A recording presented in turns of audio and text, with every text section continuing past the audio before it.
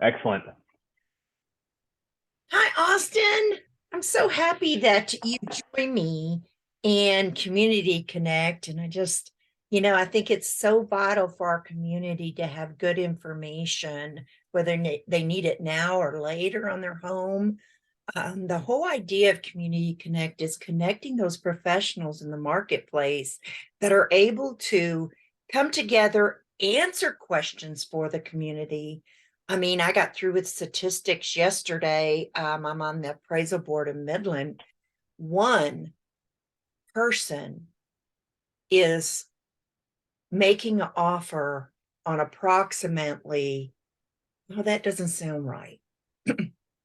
With the amount of homes that are on the market, 450 people are making an offer on one house. So Wow, really? our inventory is low out. So, with that being said, I think it's just important that we bring in the whole idea of one of the last components during that option period is that people start talking about insurance and what would be best Right. to do. And I highly recommend that they check with three different people. One, the people that they currently have insurance with, if they know it or not, and getting a couple different bids to see what they have with that new home to make sure the expenses are there. I want to be able to just kind of give the floor to you and tell us about that.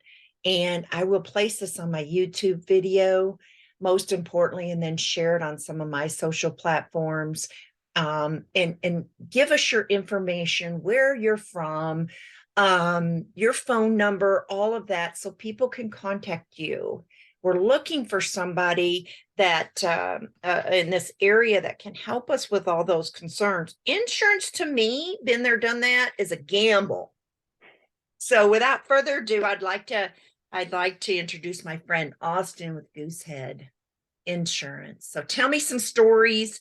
Tell me what we got for the Permian Basin. Yeah. Well, first of all, Yvonne, I really appreciate you, inviting me on and asking me to speak for a little bit and hopefully add some value to your audience as far as, I mean, listen, no one likes to talk about insurance. It's really boring. And, everyone kind of sees it as like the necessary evil. Oh yeah, we got to get insurance. Oh yeah, have you got, that type of deal. So I totally get it. I mean, I was there myself not too long ago.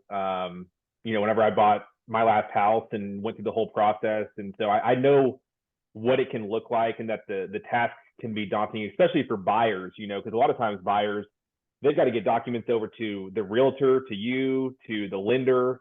They're also most of the time working full time, and so they're working 8 hours a day. Maybe they've got a couple kids, they've got soccer practice after work, they've got to go to the grocery store on the way home, get food for the week, that type of deal. So the last thing that most people want to do is shop for insurance, for 3 or 4 hours. It's just not exactly the most exciting thing to do. And so a little bit of background about myself. So I actually grew up originally in the Dallas-Fort Worth area. My mother was from Odessa, so she went to Permian High School, and so I had a lot of family out there. Yay!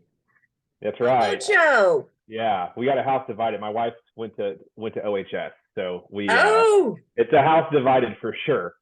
yes. But needless to say, so I spent a lot of time out in Odessa and West Texas as a kid, seeing my family and my grandparents out there. And so, anyways, long story short, after high school, went to college. After college, ended up out in West Texas, and so um, used to work in the automotive industry actually, and then transitioned over to insurance. And so I worked for a company called Goosehead Insurance, which we're the largest independent agency, full service independent agency in Texas. Which essentially all that means is that we kind of research the market for clients. So, I mean, our bread and butter is primarily with home closings. Obviously, we do all sorts of personal lines insurance for whether people are buying new houses or not. But our whole kind of business model is really built around home closings, buyers, purchasing new properties, things like that.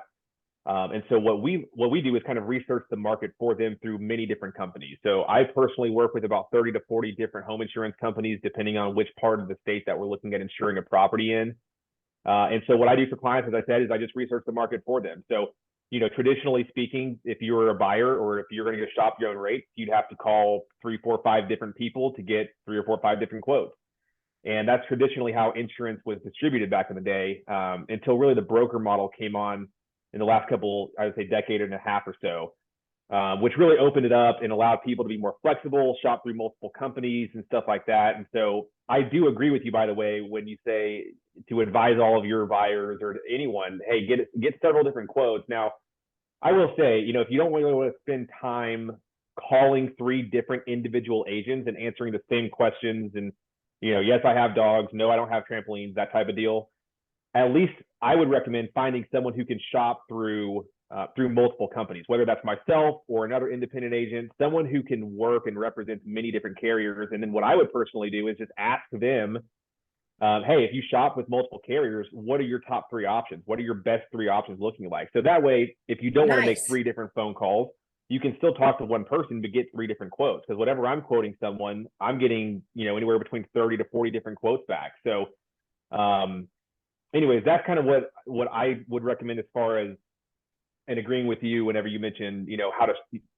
how many people to get quotes from and make sure that you're kind of evaluating different options and things like that. So that's kind of my background. I've been in insurance now for several years, and primarily, insure properties in the Midland and Odessa, kind of West Texas area, Monahans, Kermit, Big Spring, up towards Lubbock. That kind of area is really where most of my business is done. So What's so crazy, Austin, is you hit on something that hit a trigger for me. You said, we ask you if you have dogs, we ask you if you have trampolines. What's the purpose? I mean, I buy a house and then we tell them don't make any purchases until after you buy the house. And then they buy a trampoline and you don't know about it. Why a trampoline? Obviously, I can guess. Yeah. Should they call you and tell you, hey, we added a trampoline? Are you going to add to their policy, as far as me?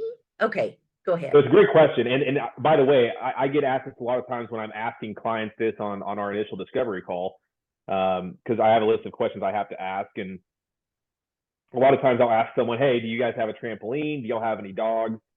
And they'll say, no, but why do you ask? Like, why does that matter? I'm insuring my home. Why does it matter if I have a trampoline? Most people, it seems completely disconnected. They don't even seem like they're cousins. And so the reason why we ask that question is because insurance is all based off of risk, right? I mean, if you're an insurance company, you are insuring a property and you're insuring, Yvonne or myself or insert the client's name based off of the perceived risk of that represents, right? And so if you're an insurance company and you're going to offer, for instance, liability coverage on a homeowner's insurance policy. So if somebody gets injured on the property and for whatever reason the homeowner is deemed to be negligent or responsible for that injury, the insurance company oftentimes is going to write a check for up to $500,000, $300,000 in some cases, depending on the extent of the injuries and whether or not that case goes to court or anything like that. So the reason why the trampoline question is important is because that's one of the eligibility questions that a lot of insurance companies ask, because it helps them determine the risk a little bit better. Because if you have someone that owns a trampoline, who knows, maybe they have 3 or 4 kids over jumping on the trampoline at one time, and someone falls through the trampoline or gets bounced out of the trampoline and they break their leg. Now, little Johnny's mom is upset. She decides that she wants to potentially seek legal action. The insurance company is the one that's probably going to be on the hook for that. So that's the reason why insurance companies ask this question. It's not just to be nosy, it's because they're trying to assess the risk profile of this particular property. And so that's the reason. So to answer your question, if you move in after you get, most insurance companies are okay with trampolines, by the way. And a lot of times they don't even charge anything extra. They're just wanting to know, is there a trampoline on the property or is there not? But some insurance companies do have restrictions when it comes to that. It's just outside of their eligibility guidelines. And so if you initially tell your insurance agent, hey, no, I do not have a trampoline, and then you end up getting one, I always recommend that people call their agent and just double check. Hey, by the way, I'm thinking about getting a trampoline, or hey, by the way, I just got a trampoline. I just want to make sure that this is cool with my insurance company. Because what happens is if that company is not okay with trampolines and you have one, and somebody does get injured on the property from the trampoline, you may not have any liability coverage if someone pursues legal action. So that's the reason for that. When people are getting insurance, Austin, I always say, does it cover outside, like separate structures? Mm-hmm. And my second part of that would be, Is it replacement or is it total coverage? Sure. So yes, I've never seen a home insurance policy that does not have coverage for what's called other structures. So Okay. if you look at your insurance policy, you'll see, coverage A is dwelling coverage. That's how much we're insuring the main home for. And then coverage B is other structures coverage. That's going to cover anything that is not attached to the house or sharing a roof line with it. So most of the time for most homeowners, that's going to include, fence, driveway, mailbox, sidewalk. If you have a storage building in the backyard, that would also fall under that, or maybe a pergola, anything that's detached from the home. Yeah, it's typically covered up to 10% of whatever the dwelling coverage amount is. So if you have Okay. insurance, if you have the dwelling coverage set at, $300,000, then you'll have $30,000 of coverage for any other structure. Now, keep in Okay. mind, that's for the total amount of other structures. So you want to make sure Okay. that, yeah, your fence may only cost 10,000, but if you've got a $25,000 shop in the backyard that you built after you moved in, you want to make sure that you have ample coverage so that if a tornado wipes everything out at once, you have enough other structures coverage to replace everything. So you're saying replace, so that's replacement costs? Not all the time. So that's another thing that you definitely Okay. want to check out and ask your agent, hey, because most policies are going to insure the dwelling and the roof and the personal property at a replacement cost basis. Okay. So, anything over the deductible limit on a replacement cost policy, the insurance company takes care of. Now, it can get a little bit different and change a little bit when you start dealing with other structures. So some insurance companies will pay out on an actual cash value basis for other structures. Other companies may pay out on a replacement cost basis for other structures. So that's one of those Okay. conversations that you're going to just want to have with your agent. Hey, is this covering my other structures at replacement cost or actual cash value? So Okay. Good one. Okay.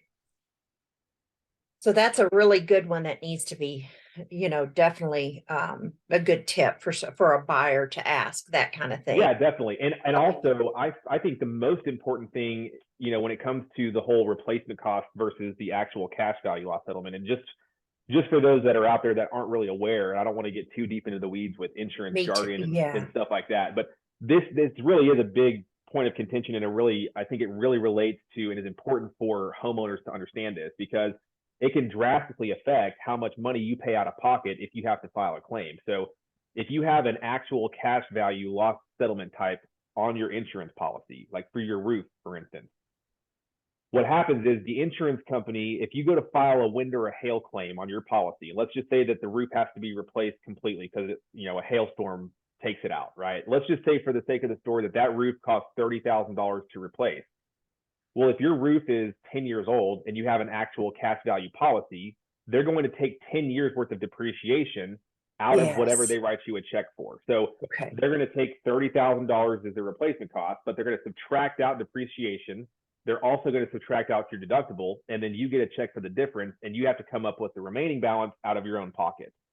Okay. So, I've seen situations in the past where people are having to come up with, $15,000, $16,000 out of pocket because their policy was actual cash value. Now most insurance agents will write a replacement cost policy. So replacement cost is different in that all you have to do as the homeowner, as the named insured, when you file a claim, is you just pay your deductible. The insurance company pays the full replacement cost of anything over that. So that's the reason why it's such a big deal, is because it can really affect, how much you're going to physically be paying out of your own pocket. And it's drastically impacted by the replacement cost versus actual cash value. So whether you're an existing homeowner that already has a home insurance policy, Okay. or whether you're a first-time home buyer, or even someone who's bought a house before, if you're getting quotes from different insurance agents, make sure that you specifically ask, or if they don't mention this, then make sure that you ask, hey, what is the loss settlement type for my dwelling, for my roof, my personal property, and my other structures? Because they could all be different. You might have replacement costs on personal property, but actual cash value on the roof. So the individual agent is really going to be the one that's responsible for dictating which of those coverages that you get. So I would highly suggest asking those questions. What we do is we always write everything at replacement cost. So unless a roof is older than 15 years, which at that point, once it turns 16 years of age, most insurance companies will automatically change that from replacement cost to actual cash value, unless it's I a metal see. roof.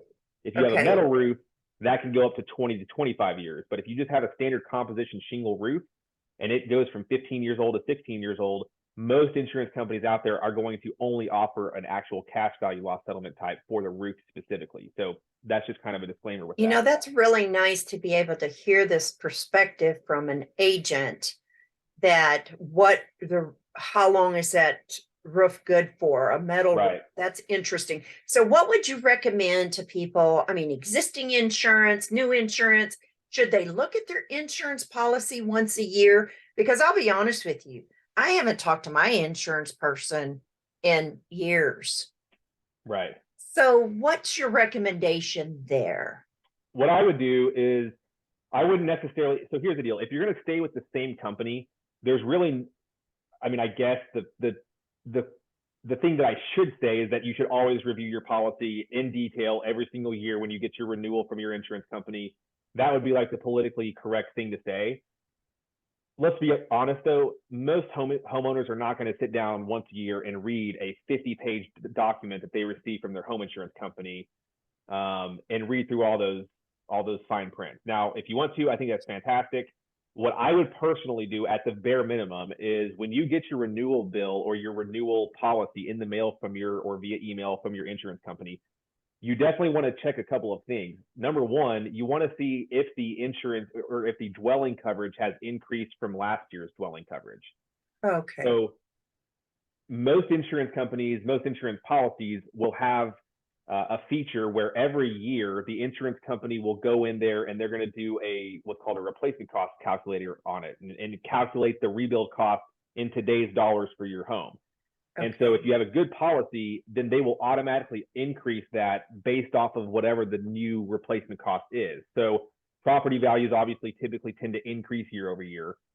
So you should see your dwelling coverage going up a little bit on each policy year after year.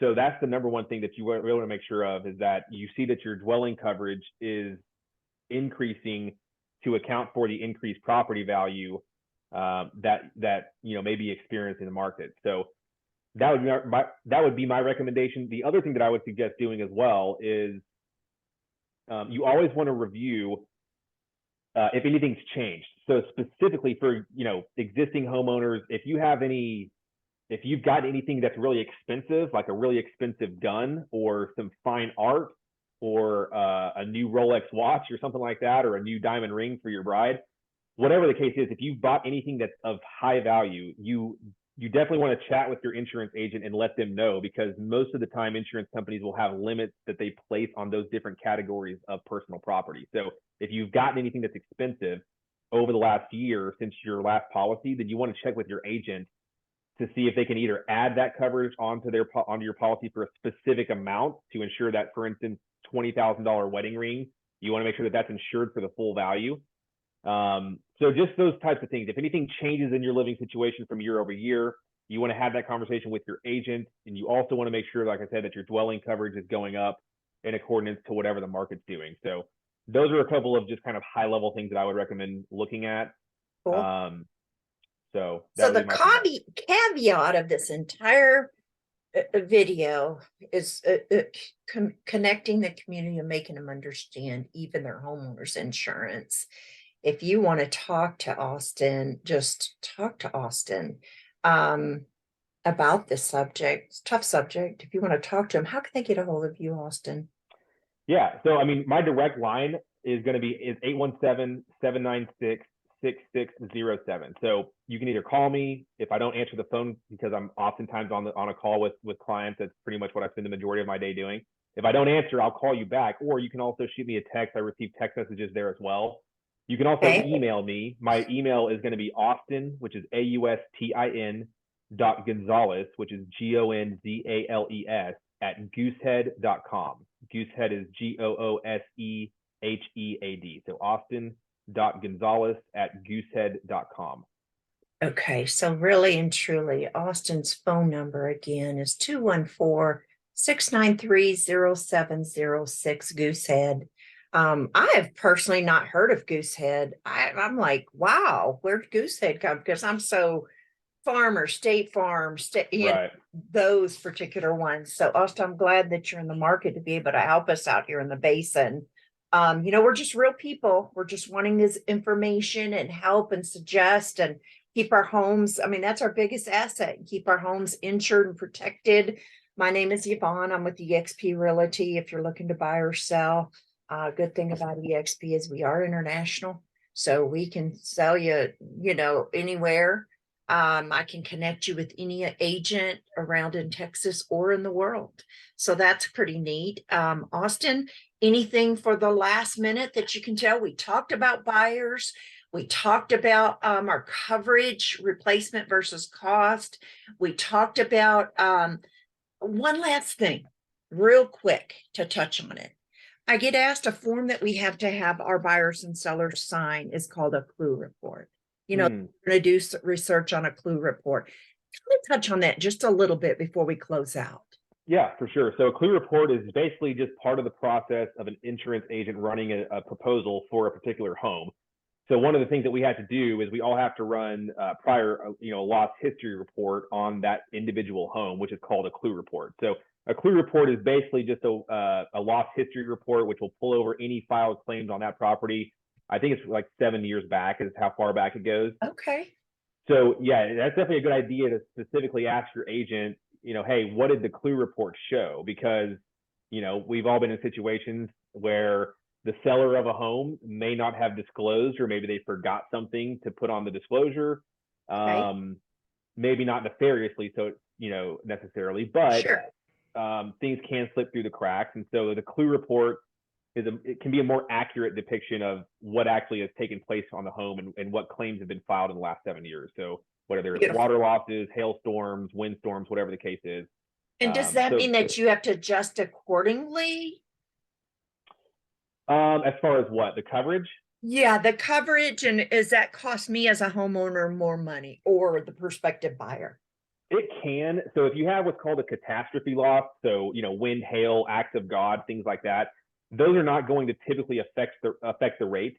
If you have Okay. like a prior water loss though on the property, that can affect the rate. In fact, that can actually deem it to be ineligible with some insurance companies. So Wow. Okay. yeah, so every Okay, insurance that's company another again, story. yeah, so every insurance company has different guidelines. So, anyways, not to get into the weeds on those, but with some insurance companies, it could, depending on what the loss history looks like, it may not be eligible. So, anyways, with that being said, I mean, and I did want to go back and also highlight real fast, Yvonne, that whenever I say that I work with 30 to 40 different companies, these aren't companies that are just willy-nilly, sketchy off-market companies. These are, Okay, good. I mean, Oh, good. we work with nothing but A-rated insurance companies. So some of the larger companies that we shop through are like, Nationwide, Allstate, Progressive, Liberty Mutual, Travelers Insurance. We work with a host of other Allstate-owned companies, some some Liberty Mutual-owned companies. And then we also work with a lot of other A-rated insurance companies that don't necessarily advertise and have fancy jingles on TV, but they primarily distribute their insurance products through independent agents like myself who shop through multiple companies. So it's just a different business model, but everyone that we work with is A-rated. So they have, the proper financial stability to pay claims and all that good stuff. So I just wanted to throw that out there because I think sometimes Great. people hear Goosehead, broker, okay, that means that you just shop with with companies that I can't just get quotes from on my own. And so anyways, just to hit that at a high level. And then I think just a couple of things to wrap up with, Yvonne, would just be if I'm a buyer and if I was personally going to buy a new property or a new house, just a couple of basic things that I would want to know as an insurance agent telling people this is what I would personally do. Number one, I would want to know how old the house is. And if it's an older home, like older than 40, 50, 60 years, I would specifically want to know if the home still or potentially has a Federal Pacific branded electrical panel. A Wow, lot that's of, a whole nother subject. Yeah. yeah. So number Okay, one, cool. that can impact what insurance company you can even get insurance through. But number two is it is a pretty significantly higher risk of fire hazard. So that's the reason a lot of insurance companies won't insure a home that has a Federal Pacific breaker panel is because of the increased fire risk that it could potentially pose. So In fact, a lot of insurance companies ask that specific question for homes older than 40 years old is, hey, does this house have a Federal Pacific breaker panel? So that's the first one. Does it have a Federal Pacific breaker panel if it's an older home, 50, 60 Okay. years, something like that? Also, what the plumbing system is comprised of. So is the plumbing system, made up of cast iron piping? If it's an older home, a lot, sometimes we see cast iron piping or, PEX pipes, some of these other types of piping that have been known to over the years be more easily corroded, leading to more leaks and stuff like that. And so you want to know that as a homeowner, because if my home has, cast iron pipes, and those cast iron pipes are more prone to leaking, that could be something that I want to take into consideration when evaluating a house to buy. So those are two things that I would recommend. Obviously, I would want to know the age of the roof specifically. And this happens a lot of times. If I talk to 10 people and ask them, hey, how old is the roof on this house that you're buying? I would say maybe half of them know the age. So a lot of these buyers have no idea how old the roof is. And the roof is one of the more expensive things to replace on a house. I mean, in some cases, like I said, it can cost 20, 30, 50, more, even more, depending on how big the house is. So, you want to make sure that you know how old the roof is, or what year it was last replaced, or a best guess, because your insurance agent is going to ask you, hey, how old is this roof? Or they should ask you, hey, how old is the roof on this house? And that can also affect your insurance premium. So a newer roof, typically you'll get a better rate. Older roof, the rate can go up a little bit. Beautiful.